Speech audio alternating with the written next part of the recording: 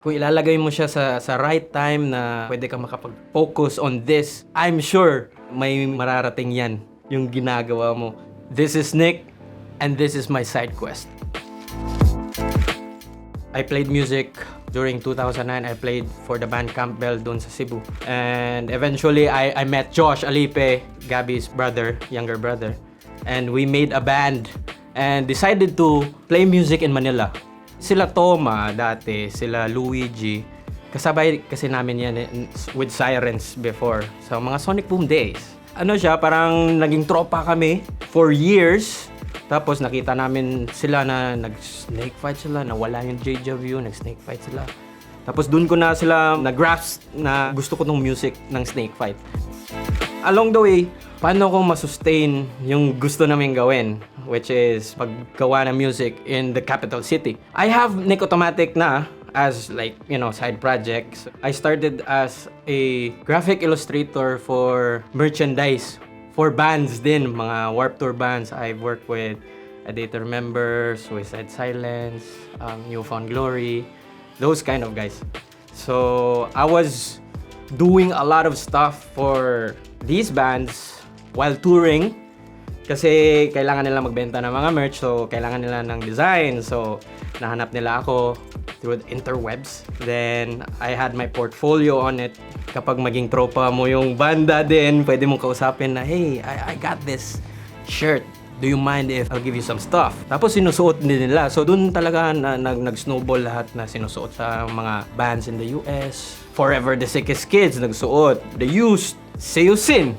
Nung pumunta sila dito, sinuot agad ni Cove after the show. So dun talaga nag-start lahat. So iba yung way na pag-market ko dati kasi I have this leverage. Maybe I'll give credit sa pagiging designer ko sa mga record labels tsaka sa mga bands. Kasi there nahasa na akong makipag-usap professionally with them.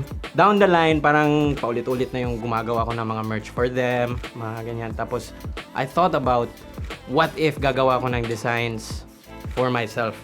Put it on a t-shirt and try to give it away to my friends to just see how it looks kung sinusuot nila. And eventually, lumalaki yung fan base ng Nick Automatic versus me playing music. And yun, nagawa ko talaga yung parang it's a full-blown business that's supposed to be on the side, but it matured. There you go, Nick Automatic was born. Talking about 15 years, I'm just being the artist. Patuloy lang akong gumawa ng craft. Ina-exercise ko talaga yung style ko on how I do my artwork.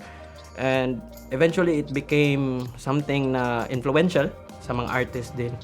Actually, I think nagmamatter din yung love for music mo. Kasi for me, syempre mapapagod din ako sa ginagawa kong puros ng art, nagde-drawing, nagmamanage ng business. Tapos gusto mo din ng outlet.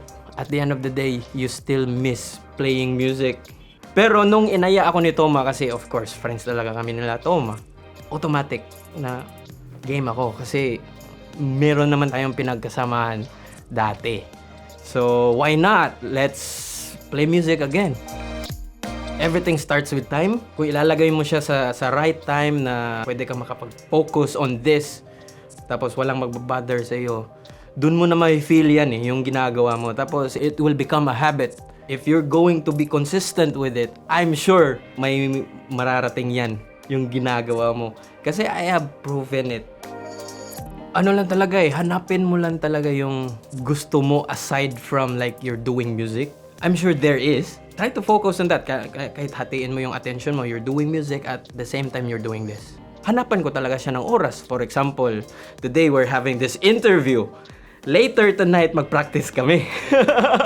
Time management, importante kapag may business ka na nirarun, tapos you have this music thing going on as well. Sabi nila, walang pera sa drawing. Dati. Sabi nila, walang pera sa pagiging artist. But I built everything that you've seen around here. So, through drawing. So, I was just being consistent with it and just developing my style, try to experiment things, research din on current trends. Be consistent Tapos, tell a story din alongside with it. Bakit ginawa mo to? For example, me, I like painting. I like doing murals. I like drawing. Kung hindi ako nagmi-music, I'm doing this. You know, parang siyang therapeutic sa akin eh. Parang rest. Yun lang talaga yung ma-advise ko, na hanapin lang talaga yung certain thing that you love aside from doing music and just be consistent with it.